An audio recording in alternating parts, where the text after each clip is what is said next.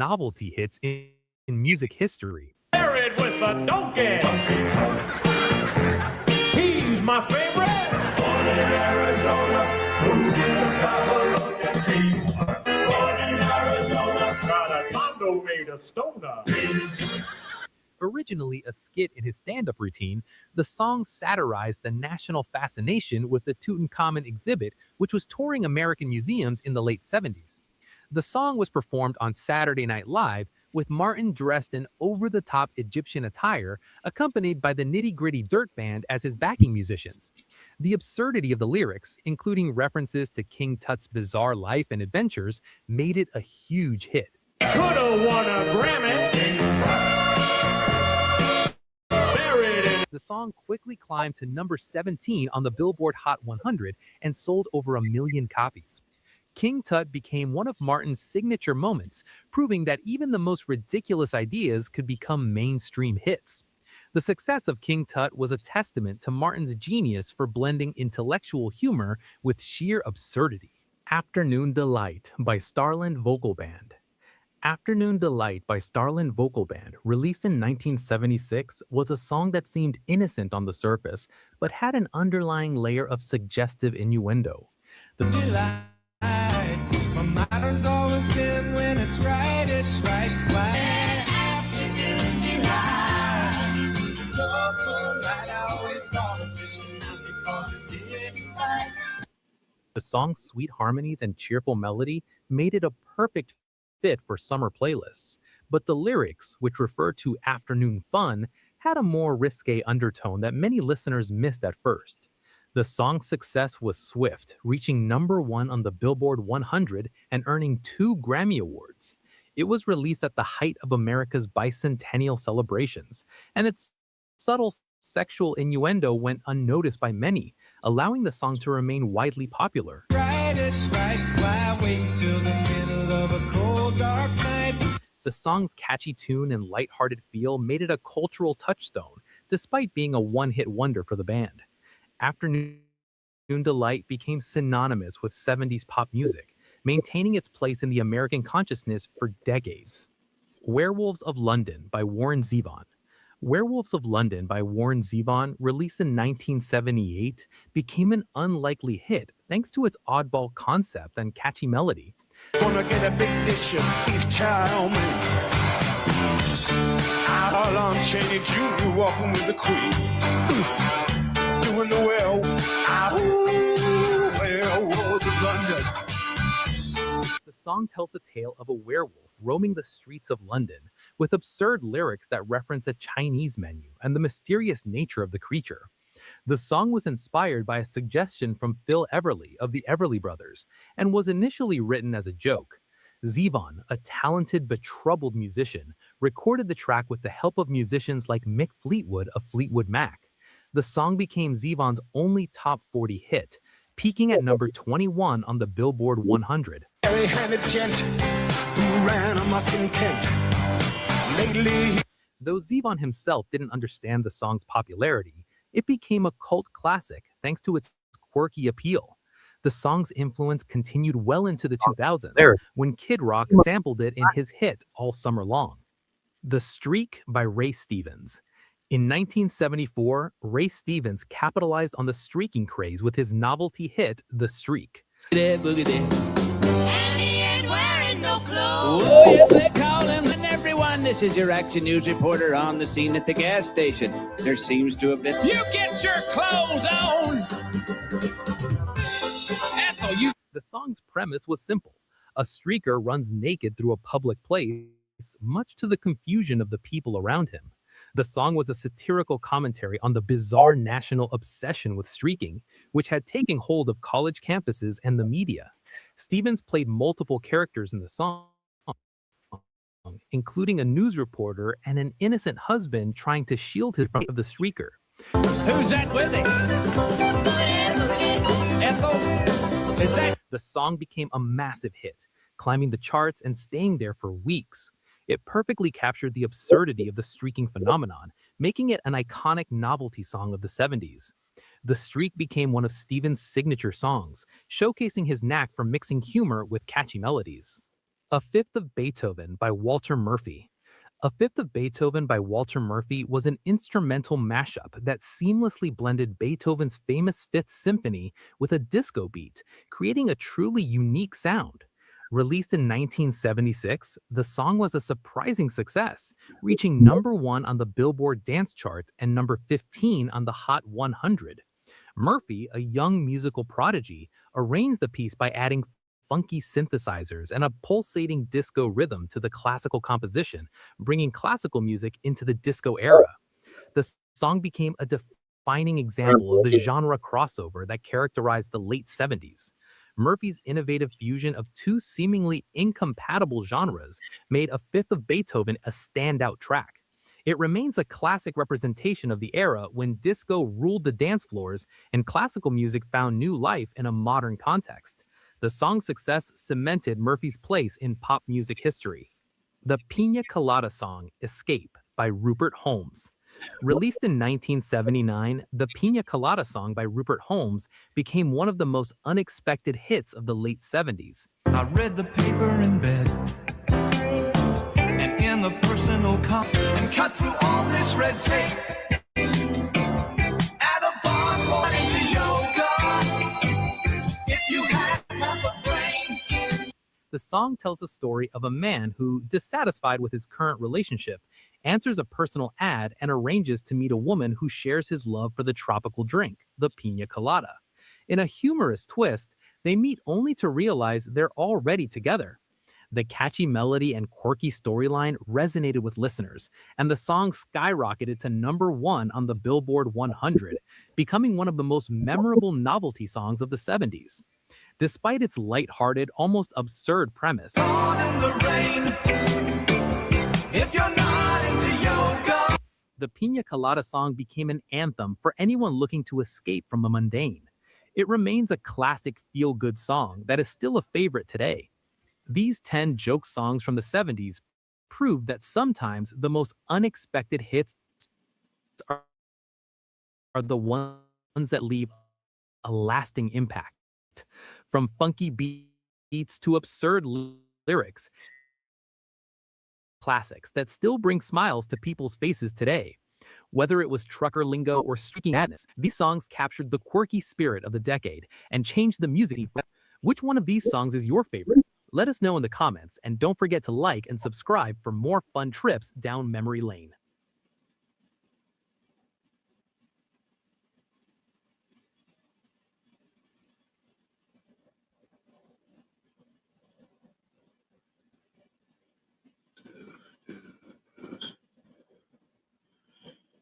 Tim Dumb's DIY deaths, but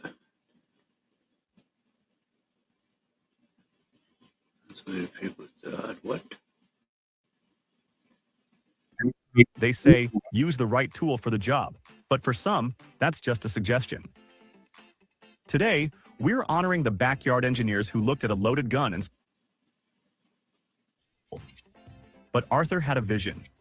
He had purchased a terrifying aftermarket attachment he found on the darkest corners of the internet. A circular saw blade with chainsaw teeth, specifically sized to fit onto a grinder. This attachment is essentially a circular death sentence that safety organizations have classified as uncontrollable.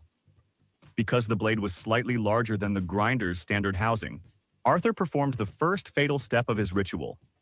He unscrewed and removed the metal safety guard. This is the equivalent of removing the seatbelts from a car because they wrinkle your shirt. He plugged the machine in, and it screamed to life with a pitch that would make a banshee wince. Unlike a chainsaw, which has a clutch and spins at a manageable speed with high torque, a grinder has zero clutch and spins at a speed that turns the blade into a gyroscope of destruction. Arthur approached the bushes with the swagger of a gladiator, completely ignoring the fundamental laws of rotational inertia and kickback. He didn't just trim the edges. He shoved the spinning, toothed steel directly into the thick, hardwood trunk of the largest bush. Here is where the physics lesson began. When a chainsaw hits wood, the chain slides over the surface until it bites. When a grinder blade spinning at 11,000 RPM hits solid wood, it doesn't cut, it grabs. The teeth bit into the wood grain instantly, causing the blade to stop dead. But the motor, spinning with the force of an angry god, did not stop. All that rotational energy had to go somewhere, and since the blade couldn't spin forward, the tool itself launched backward. It's called reactive force, but Arthur probably just called it Oshati. The grinder kicked back with the violence of a gunshot, ripping out of Arthur's sweaty, ungloved grip. Because he had removed the safety guard, the one thing designed to prevent exactly this scenario, there was nothing between the spinning serrated steel and his own anatomy. The blade, still screaming at full RPM, swung upward in a perfect tragic arc and embedded itself directly into his neck. Oh, wow. It was over before his brain could even process the kickback. Arthur collapsed into his overgrown hedges, defeated not by the vegetation, but by his own refusal to use the right tool for the job. He was found later by his wife, the grinder still buzzing in the grass, a grim reminder that when you try to hack physics, physics hacks back. 2. Let's travel to a domestic kitchen in Michigan, a room usually reserved for baking cookies and reheating lasagna, but which was about to become the site of an improvised explosive event that would baffle the local fire marshal. Meet Steve, a backyard mechanic with grease under his fingernails and a hole in his head where his common sense used to be. Steve had spent the entire weekend tearing down the engine of his beloved 1995 Camaro. He was left with a workbench full of pistons, valves, and oil pans, all caked in 20 years of baked-on sludge and road grime. Steve hated scrubbing. He viewed manual cleaning as a failure of imagination. He looked at the pile of dirty metal, then looked at the stainless steel dishwasher built into his kitchen island, and his brain made a connection that should have triggered a biological emergency shutdown. It's a washing machine, he reasoned to his empty house, so why can't it wash car parts? But Steve knew that Cascade pods and hot water wouldn't touch that heavy industrial grease. He needed a solvent. And what is the best solvent in a redneck's arsenal? Gasoline. Oh, Steve carried the heavy, oil-slicked car parts into the kitchen and loaded them onto the racks, nestling a crankshaft right next to the coffee mugs. Then, in a move that guaranteed his removal from the gene pool, he poured 2 full gallons of high-octane gasoline directly into the bottom of the dishwasher tub. He closed the door, selected the heavy-duty cycle, and, crucially, hit the button for heated dry. He then walked into the living it wouldn't hold 2 gallons, would it? Wouldn't hold 2 gallons. room, Crazy. cracked a beer, and turned on the football game, feeling like the Elon Musk of home cleaning. Now, let's look at the chemistry of what happened next inside that sealed metal box. The wash cycle began, spraying hot water around the chamber. This hot water agitated the gasoline, raising its temperature and causing it to vaporize rapidly. Within minutes, the airtight interior of the dishwasher was no longer filled with soapy water. It was filled with a super-concentrated, stoichiometric mixture of gasoline vapor and oxygen. It was effectively a fuel air bomb waiting for a spark. And the dishwasher, helpful appliance that it is, was programmed to provide exactly that. As the wash cycle ended and the heated dry cycle began, Yep. the large exposed electric heating element at the bottom of the tub turned on. This coil, designed to glow red hot to evaporate water droplets, was now submerged in a dense cloud of explosive gas. The reaction was instantaneous and energetic. The spark ignited the vapor, and the pressure inside the machine went from 0 to catastrophic in a microsecond. The explosion didn't just pop the door latch, it obliterated the appliance. The blast wave blew the heavy door of the dishwasher off its hinges and sent it flying through the kitchen island, through the drywall, and into the refrigerator on the opposite wall. The concussion lifted the roof of the single-story house 3 inches off its foundation and blew out every window in the cul-de-sac. Steve never even saw the touchdown he was waiting for. The force of the blast, originating from the center of the house, collapsed the kitchen wall directly onto the sofa where he was sitting. He wanted a clean engine, and he technically got it, by vaporizing it, along with his kitchen, his home, and his life, in a fireball that could be seen from the next county. 3. The open highways of West Texas are a place of freedom, stunning vistas, and occasionally, vehicles that are held together by nothing more than rust and bad intentions. This brings us to Brody, a man whose philosophy on vehicle maintenance was less fix it right and more fix it right now with whatever is in my pocket. Brody was driving his rusted-out 1988 sedan down Interstate 10 at a brisk 75 miles per hour when he encountered a slight mechanical hiccup. His steering wheel broke off. Oh, shit. Now, to be fair, the steering column had been wobbling for months, screaming for attention like a neglected toddler, but Brody had just turned up the radio. When the wheel finally sheared off the column, leaving him holding a useless circle of plastic, most people would have panicked, gently braked, and coasted to a stop. Brody, however, saw this as an engineering challenge. He dug into his center console and produced his favorite tool, a pair of rusty, well-used vice grip locking pliers. He looked at the bare, hexagonal steel splines of the steering shaft sticking out of the dashboard and thought, I got this. He clamped the pliers onto the nub of the shaft, cranked the locking screw down as hard as his grip could manage, and snapped them shut. Voila! He now had a steering tiller. A smarter man would have used this temporary solution to limp the car to the shoulder. Yeah. Brody, emboldened by his own genius, merged back into the fast lane. It works fine, he probably told himself, ignoring the fact that he was steering a 2-ton death machine with a 6-inch pair of pliers designed for holding pipes, not navigating traffic. For 20 miles, physics turned a blind eye. The friction held. But here is the problem with steering shafts. They are made of hardened, heat-treated steel to prevent them from snapping. Vice grip teeth are also made of hardened steel. When you clamp hardened steel onto hardened steel without cutting into the metal, you are relying entirely on surface friction. As Brody approached a sharp curve in the highway, he needed to apply significant torque to turn the wheels against the resistance of the road and the car's momentum. He yanked the pliers to the left. The car began to turn, but the resistance from the tires was greater than the grip of the pliers. With a sickening metallic scree, the teeth of the pliers slipped. Brody's hand jerked a full 90 degrees to the left, but the steering shaft didn't move an inch. The car, receiving no input to turn, continued on its original vector, straight ahead. In a panic, Brody tried to reclamp the tool, flailing at the dashboard like a man trying to tune a radio during an earthquake. But at 75 miles per hour, you don't get second chances. The sedan drifted across the rumble strips, shot off the shoulder, and launched into the desert scrub. Without any steering control to correct the slide, the car hit a drainage ditch sideways and began to roll. It tumbled end over end for 100 yards before coming to rest as a crumpled heap of scrap metal. Police later found Brody in the driver's seat, the vice grips still sitting on the floor mat where they had fallen. A tragic testament to the fact that while ingenuity is a virtue, using a hand tool to drive a highway missile is just a really complicated way to commit suicide. 4. In the high-stakes world of budget-friendly adrenaline seeking, there is a fine line between being thrifty and being biologically redundant, and Kyle was about to sprint across that line on a piece of webbing he bought at a discount hardware store. Kyle was an aspiring slackliner, a sport that involves balancing on a bouncy, flat rope suspended between two trees. Now, professional slacklines are engineered pieces of equipment designed with dynamic elasticity to absorb the shock of a grown man jumping on them like a gibbon on a... Just sitting here checking out some damn YouTube videos. What's going on with you, Mustang? They cost about $80. Kyle, however, was a man who viewed price tags as personal challenges.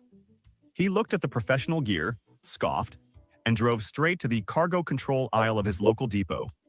There, he found his champion, a heavy-duty industrial ratchet strap. It was yellow, it was rugged, and most importantly, it was $12. Kyle reasoned that if this strap could hold a pallet of bricks onto a flatbed truck doing 70 on the highway, it could certainly hold him. This is a classic example of false equivalence, a logical fallacy that kills more people than sharks and lightning combined. What Kyle failed to understand was the difference between static load and dynamic load. A cargo strap is designed to hold... Yeah, y'all got them, yeah, you got fucking hammered up y'all's way. Yeah, that's probably, I didn't think about it. That's probably ain't seen Bobo or Gina or nobody while you're around. Probably all freaking snowed in and shit. Didn't think about that. Probably ain't seen much people tonight. Heavy things still. It has zero stretch. It has zero give. When you jump on it, the The energy doesn't dissipate into the weave. It concentrates entirely on the weakest point of the mechanical system. Kyle took his yellow strap of doom into the woods and found 2 sturdy oaks. He wrapped the ends, hooked the metal ratchet mechanism together, and began to crank. He wanted it tight. He wanted it to sing like a guitar string. He cranked the heavy steel handle until the strap was vibrating with tension, storing an immense amount of potential energy within the woven polyester fibers. The ratchet mechanism, a chunk of steel weighing about 2 pounds, was now under thousands of pounds of tension, held in place by a tiny metal pawl and a single bolt. Kyle stepped onto the line. It held. Emboldened, he began to bounce. He wanted to get some air. He jumped up, and as he came down, his entire body weight, multiplied by the acceleration of gravity, hit that unforgiving, non-stretchy strap. The force transferred instantly to the ratchet. The metal assembly, which was never designed for this kind of shock, essentially disintegrated. The locking pin sheared off with a sound like a gunshot. Now, here is the physics lesson Kyle missed in high school. When a strap under extreme tension snaps, the heavy metal buckle doesn't just fall to the ground. It follows the path of least resistance, which in this case was a direct, supersonic recoil back toward the center of the line where the weight had just been applied. The heavy steel ratchet became a projectile traveling at roughly the speed of a fastball, but with jagged edges. Man, 37 It minutes. struck Kyle directly in the temple before his feet even touched the ground. He had successfully saved $68 on equipment, a savings he would unfortunately never get to spend, proving once and for all that while you can discount the gear, you can never discount the laws of physics. 5.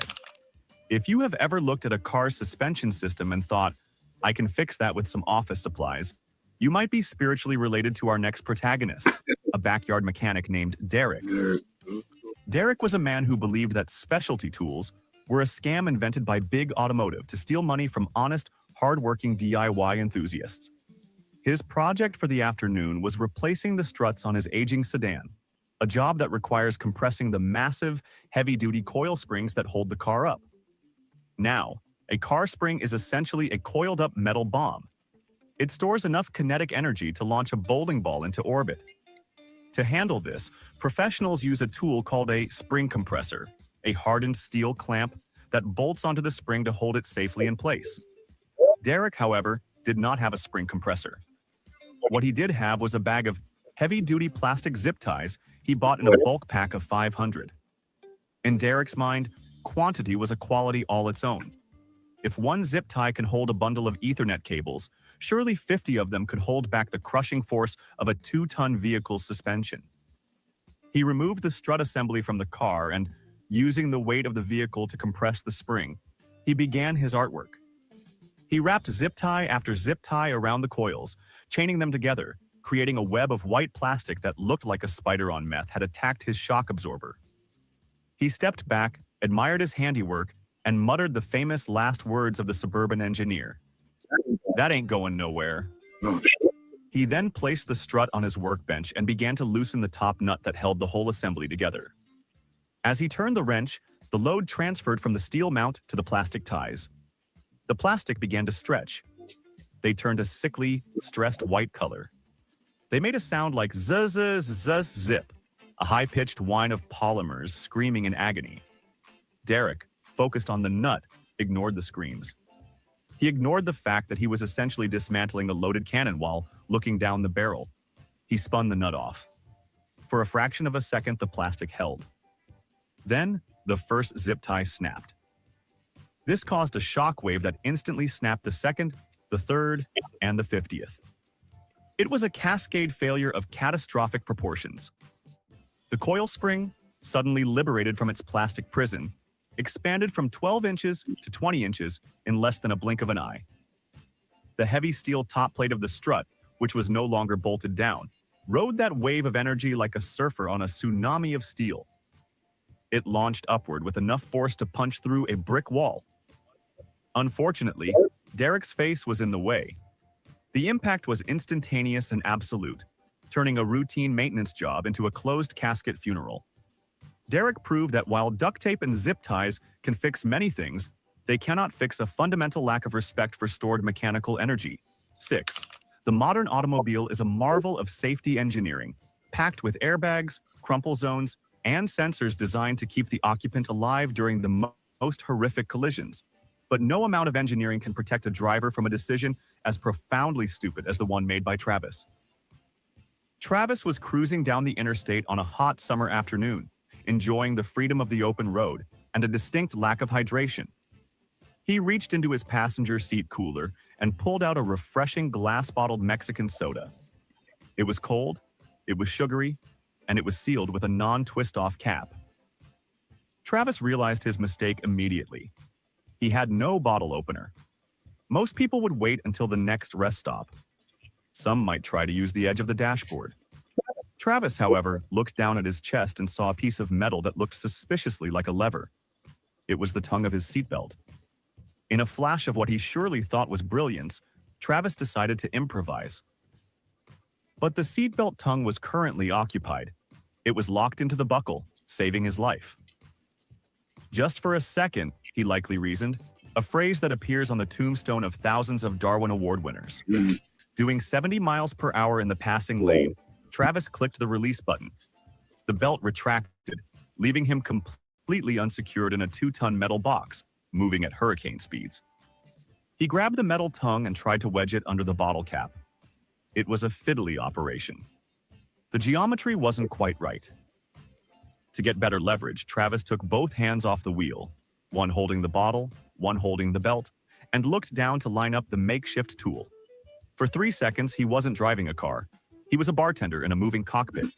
He finally got the edge under the cap and yanked upward. Success. The cap popped off. But in that moment of triumph, the fizzy soda erupted, foaming over his hands and lap. Startled by the cold, sticky explosion, Travis jerked his knee, which bumped the steering wheel hard to the right. The car, now a rudderless ship, swerved violently toward the concrete median. Travis instinctively slammed on the brakes, but without a seatbelt to lock him in place, the laws of motion took over. The car hit the barrier and stopped. Travis did not. He continued traveling at 70 miles per hour, launching out of his seat, through the windshield, and into the afternoon sky like a human cannonball. He landed 100 feet down the road, his thirst permanently unquenched. The ironic cherry on top of this tragic Sunday? The glass bottle of soda was found intact in the passenger footwell, still half full, having survived the crash that its opener did not. Travis had turned the single most important safety device in his vehicle into a tool for his own destruction. Yeah, I don't know how they would have figured out. I mean, it makes sense. I don't know how they could have figured out that's what he did. He took his seatbelt off, and I don't know. That's wild, though, if it's true. Anyway, what's going on? What's up? Proving that while seatbelts save lives, they only work if you keep them buckled. 7. In the annals of home improvement history, laziness is often the mother of invention. But in the tragic case of Wyatt and his backyard shed, They probably figured maybe he was trying to open a drink, but he might not have ever had the seatbelt on. They don't know that. What's up, Larson? laziness was the father of a closed casket funeral. Wyatt was a man who operated on a strict energy conservation budget. If a task required walking more than 50 feet, he considered it a violation of his human rights. On a humid Saturday afternoon, he was engaged in the noble battle of fixing a loose siding board on his tool shed. He had the board, he had the nail, and he had the will to finish the job so he could go back to drinking beer. The only thing he didn't have was his hammer, which was sitting on a workbench in the garage, a grueling, insurmountable distance of approximately 35 feet away. To a normal person, this is a minor inconvenience. To Wyatt, this was a logistical nightmare that required a creative solution. He looked down at his hip, where he proudly open-carried his beloved .45 caliber semi-automatic pistol, because in his mind, you never knew when a squirrel might try to organize a coup. A synapse in his brain, presumably one that had been starved of oxygen since the mid-90s, fired a connection that defied all logic. Metal is hard. Hammers are metal. Gun is metal. Therefore, gun is hammer. It was a syllogism of pure, unadulterated stupidity. He drew the weapon. a loaded, chambered, lethal instrument designed by engineers to project lead at supersonic speeds, and flipped it around to grip the barrel. Now, gun manufacturers spend millions of dollars designing safety mechanisms, drop safeties, and trigger guards, but they generally don't stress test their precision instruments against being used as a blunt force impact tool for carpentry. Wyatt lined up the nail with the butt of the grip, a polymer and steel surface that housed the mainspring and the magazine. He took a swing. The first hit drove the nail in a fraction of an inch. Emboldened by this success and feeling like a genius of efficiency, he wound up for a harder, more decisive strike, treating his tactical sidearm like it was a $5 mallet from a bargain bin. Here is the thing about Newtonian physics and inertia that Wyatt was about to learn the hard way. When you slam a gun, butt first, into a solid wall, the frame stops instantly, but the internal parts, like the heavy metal slide, the trigger group, and the sear, want to keep moving forward. As he brought the weapon down with a violent percussive thud against the nailhead, the sheer kinetic shock jarred the internal mechanism. The inertia was enough to trip the sear, or, perhaps more likely, his finger flailing in the awkward reverse grip slipped inside the trigger guard. The mechanics don't matter as much as the result. The gun did exactly what it was built to do. It fired. Because the barrel was being held in his hand and pointed directly back at its owner's midsection, the round didn't have to travel far. The .45 caliber slug entered his abdomen at point-blank range, instantly ending his career as a handyman and his tenure on Earth. Wyatt collapsed against the shed, defeated by a single nail that was still sticking out by half an inch, proving that while the pen is mightier than the sword, a hammer is definitely, absolutely, 100% mightier than a Glock when it comes to basic construction work. 8. We have all been there. You walk into a room, the door clicks shut behind you, and the handle spins uselessly in your hand because the internal latch has disintegrated from old age. Most people would bang on the door, call for help, or perhaps kick the door down. But Brendan was not most people. He was a man who had watched far too many action movies and believed that he possessed an innate, MacGyver-like ability to improvise tactical solutions in high-pressure environments. Trapped in his second-story bedroom with his phone downstairs, Brendan decided that waiting for his roommate to come home was for quitters. He looked at the window. It was a 20-foot drop to the concrete patio below, too far to jump without breaking a leg, but perfect for a dramatic Special Forces-style rappel. He needed a rope. He scanned the room, bypassing the bed sheets, which actually would have worked, and his eyes landed on the coaxial cable running from the wall to his television. Oh, shit. To Brendan, this thick black cord looked just like the high-tensile wire used by spies in movies to descend elevator shafts or swing between skyscrapers. In reality, a coaxial cable is a delicate sandwich of copper foam, thin aluminum foil, and plastic shielding designed to carry episodes of Seinfeld, not the dynamic load of a 200-pound adult male. Ignorance, however, is bliss, right up until the moment it becomes gravity. Brendan ripped the cable from the wall, giving himself about 15 feet of length. He tied one end to the cast iron radiator, a solid anchor that gave him a dangerously false sense of security. He tied the other end around his waist with a knot that probably wouldn't have passed a Boy Scout inspection, presumably feeling like a rugged mountaineer conquering Everest. He opened the window and climbed onto the sill, preparing for his descent. The plan was to lower himself down hand under hand, suave and controlled. He grabbed the cable, leaned back, and committed his entire body weight to the void. For one glorious millisecond, he felt like a tactical genius. Then, physics filed a formal complaint. Copper has very low tensile strength. It stretches, and then it snaps. As soon as Brendan's full weight hit the line, the cable didn't just break, it shredded. The copper core snapped instantly, and the plastic sheathing followed suit like wet tissue paper. There was no slow descent, no dramatic pause, just a sudden, terrifying acceleration of 9.8 meters per second squared. Brendan plummeted 20 feet, landing flat on his back on the unforgiving patio stones with a sickening thud that signaled the end of his stunt career.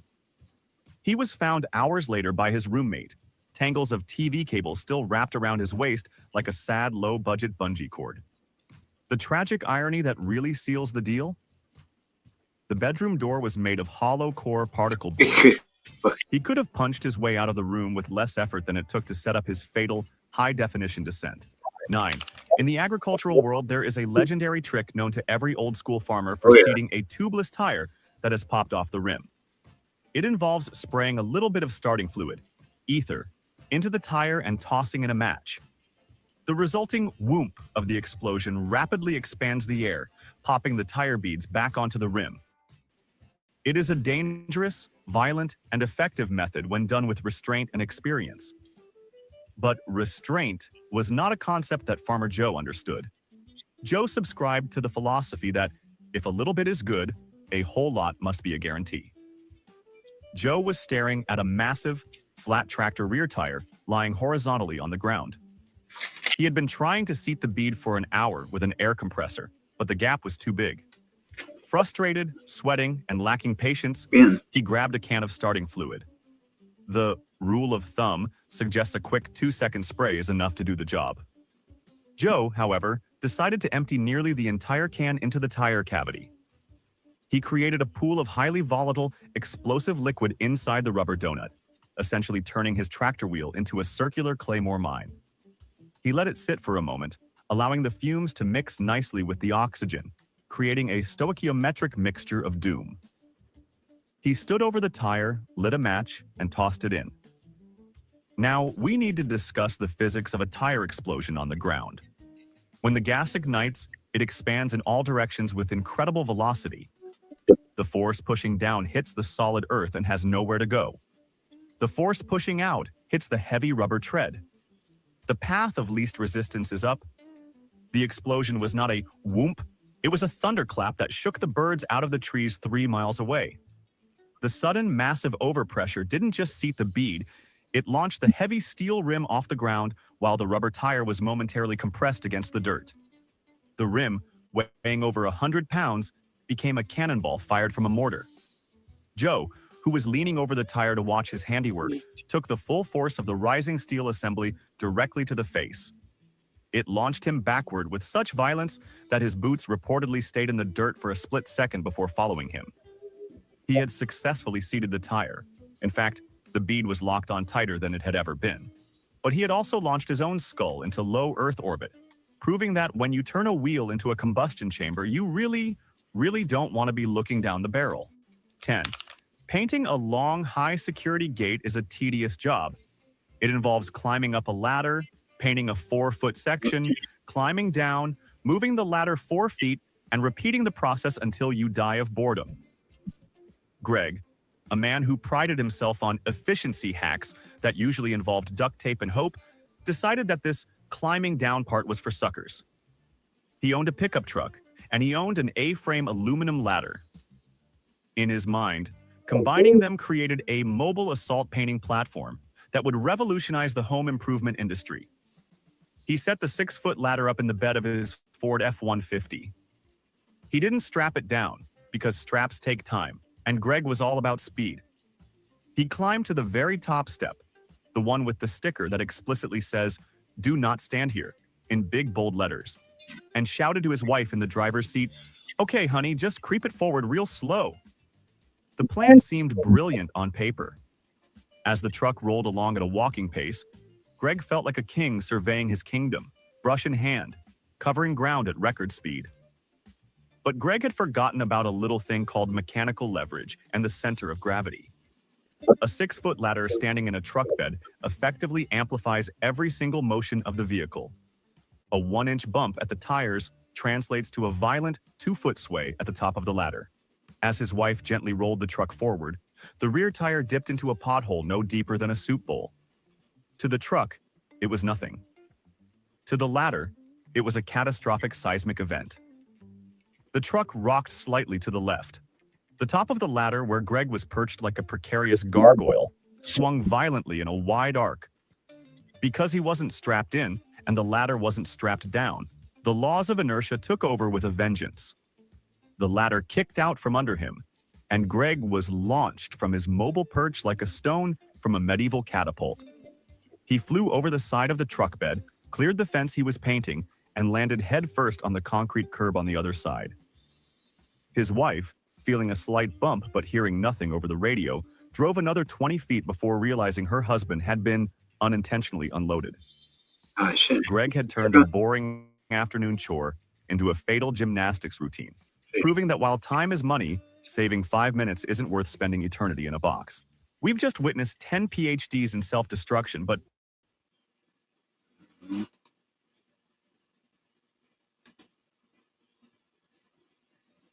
What up, what up, what up, what up, what up?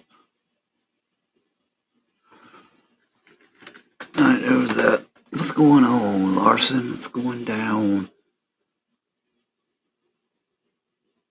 What's going on, whoever's still here?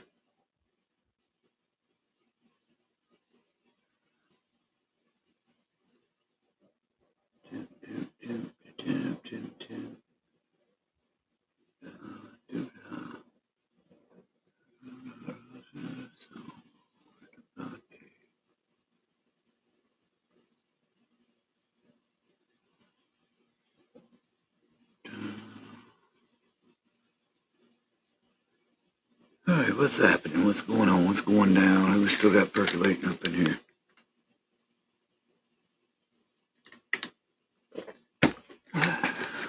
Done with the videos now. Nobody's really paying none of that, no attention either, I don't reckon.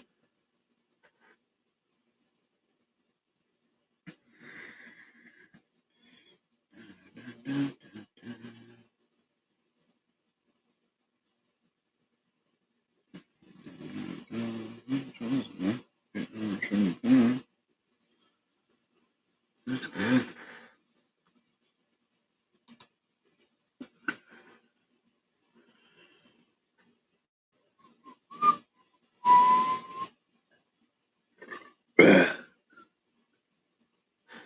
Brewing coffee.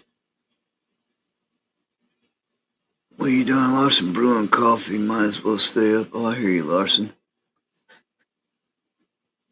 Yeah, I'm up for. Yeah, looking at 1, 2, wait, 7 o'clock. Yeah, might as well.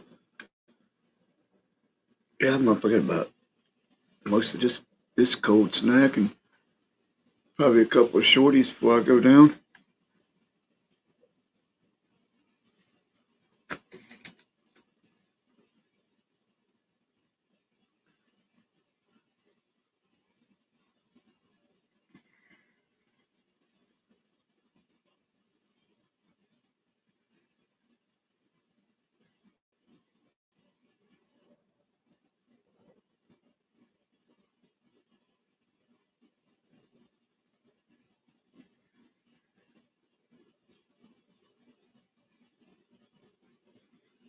Dun, dun, dun, dun, dun, yeah, might as well brew it up. I don't know where everybody's at tonight. Ain't nobody really coming out and saying anything tonight. That's why I got to watch the videos. I thought it was.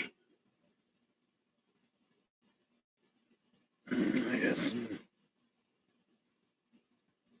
Do that.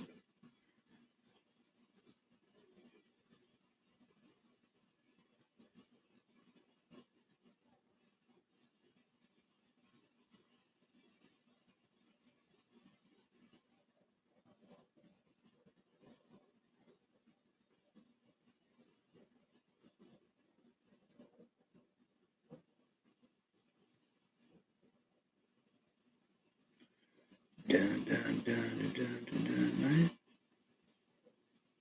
I'm alright. Don't nobody worry about me. What's happening? What's happening? There's another weird shit.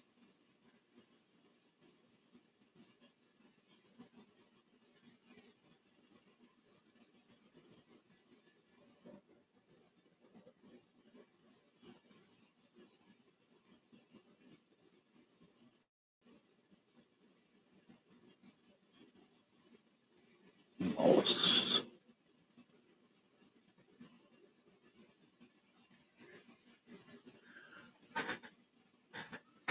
It's something a bit sweet tonight. I ain't got nothing really.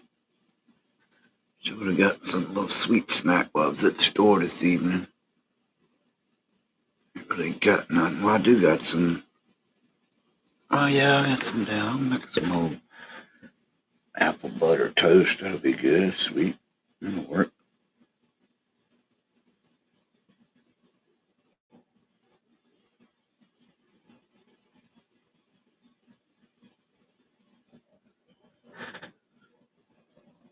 Yeah. So what's how's the weather percolating there,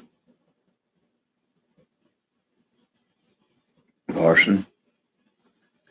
We got some warmer temperatures last week, but it's turned a little cold. It's turned a little cold for tonight. Yeah, I think maybe a little bit into tomorrow, and it might supposed to warm back up.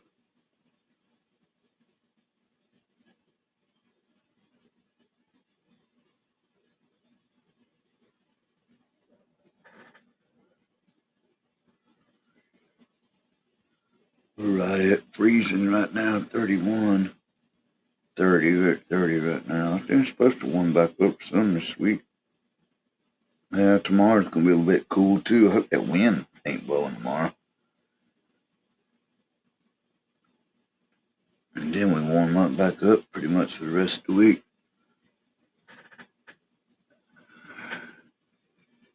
Did you ever get it? Nah, I didn't, big dog. I'm gonna have to go, I never went and checked, I wanted to go check out Dollar General or either maybe stop at a Food Line. I didn't really, there wasn't much. I only looked at the pig, big dog, and I really didn't, what they had. I mean, it would have been, I don't know, they didn't really have much to pick from, but like one, which would have been all right, but I wanted to see if I could go somewhere with maybe some more shit to look at. But no, I never did. Still didn't. Hell, still my birthday month. I got 5 more days, 4 more days.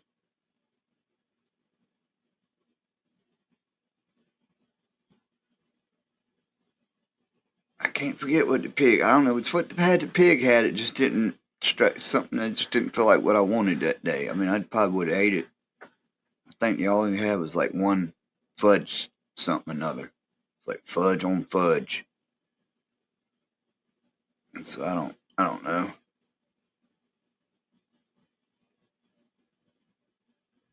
Dun, dun, dun, dun, dun, dun, dun, dun, dun. Sounds good though. Talking about fucking something sweet to eat. I do get that apple butter. That's what I was gonna have last night. Some of that apple butter that Bud sent me. But I didn't have no bread. I got some bread now. I was out of bread last night. It's like fuck. Didn't realize I was out of bread. But I got bread now, so if nothing else, I'll do that for the sweet tooth tonight.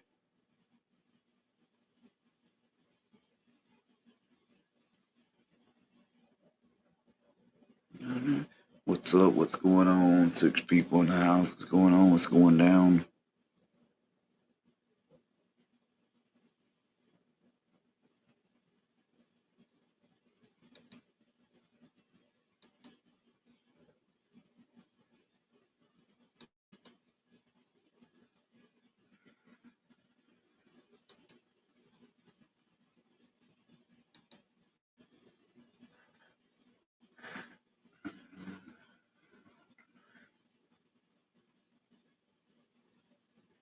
Slim rain instead of snow, still effing windy. 34. Okay, you about to say me? Yeah, it's been windy here.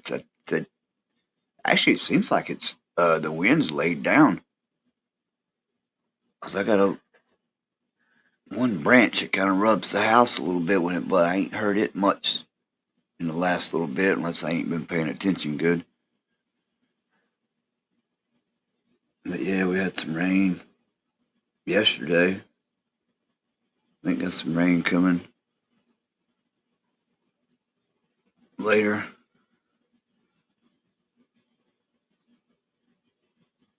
Later on this week or towards the end of the week, I ain't sure.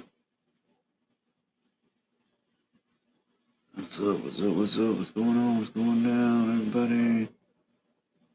Do, do, do, do, do.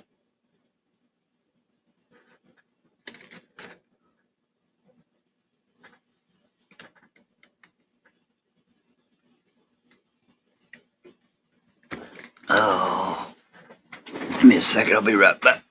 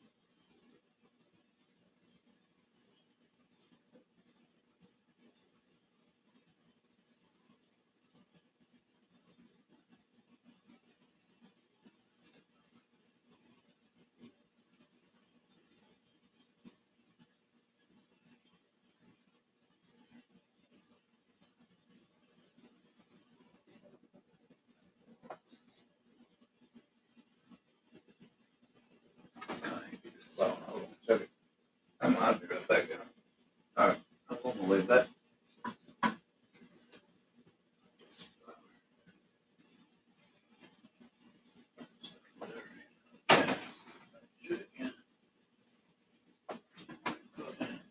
Looking good.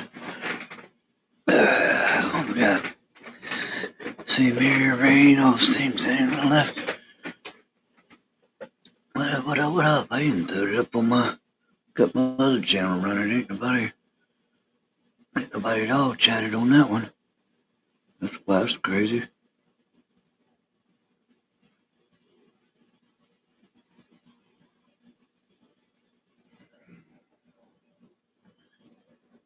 Man, show tonight. Done it right.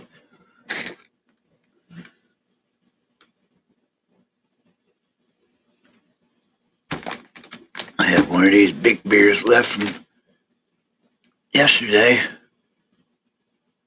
I got last night to fill in and never even got to it. So I just grabbed me 2 more big ones on the way home. And I think I got 4 or 5 short ones, but I ain't gonna get all in. What's up, Sports Talk?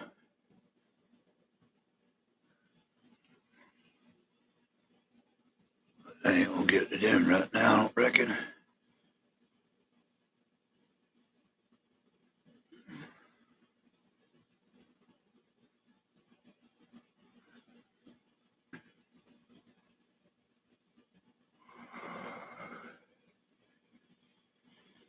Save the beers, save the bears, save the bears, save the beers. Oh, I hear you.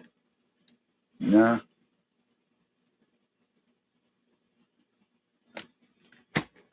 Not tonight, homie. Not tonight. Tonight's not the night. It's gonna be alright. What's up? 6 people. Who else got up in the house? Yeah, right on. I hear you. Might. Wait till it gets warm. Wait till it gets temperatures warm up. Then warmer temperatures going.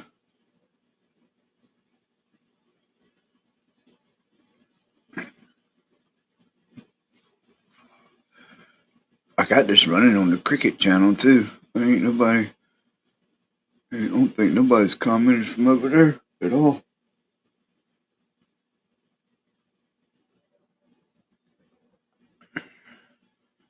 Tonight's the night. It's gonna be alright. Got nobody What is going on? Stop us now. Dun, dun, dun, dun, dun.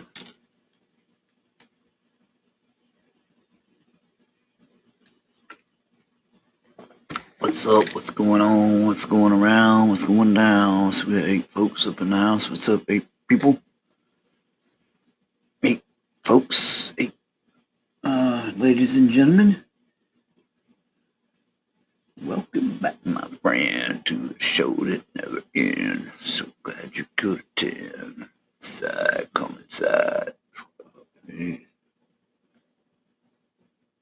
Guaranteed to hit apart. Apart. She's a dynamo. She's crazy. Oh, what's up? What's up? What's up? What's up? What's going on? What you doing? Sports talk? What you into? Chilling? Chilling like a villain? Chilling like a villain. I'm cold all of a sudden. Still thinking about something. Something I'm gonna snack on here in a little while. What's up, 7 people? Get them likes up for me. Whatever. Whoever's here. Roll on, rolling, rolling, rolling, rolling.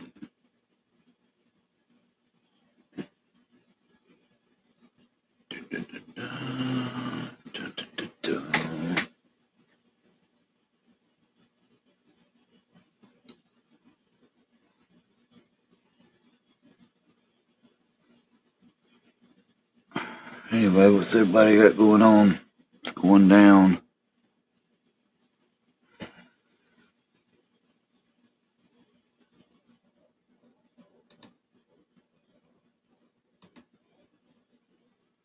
You see me rolling. Got me rolling.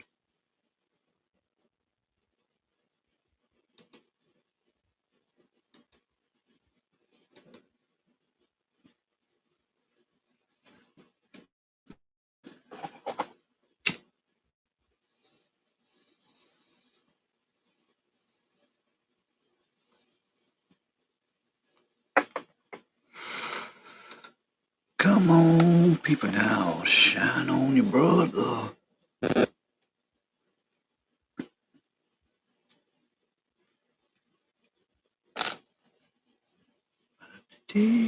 Ba-da-da-da.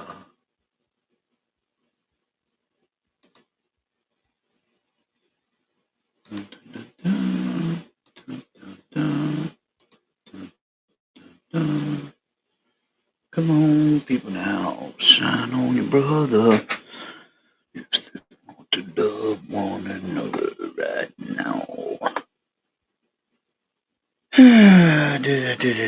To do, to not to do. Oh, wait, I'm packing over right now. Shit. Waste all my stuff.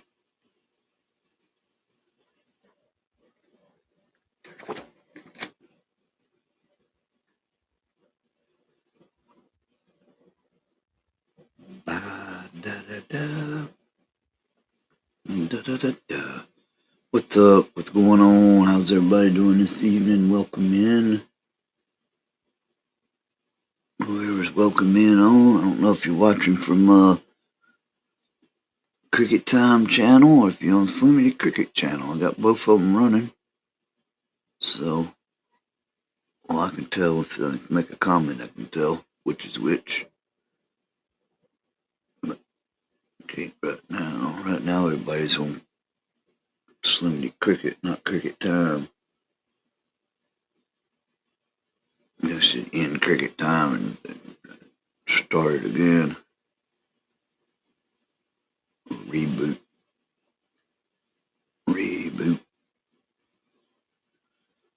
Come on, people now, shine on your brother. That's what I'll do. I'll end that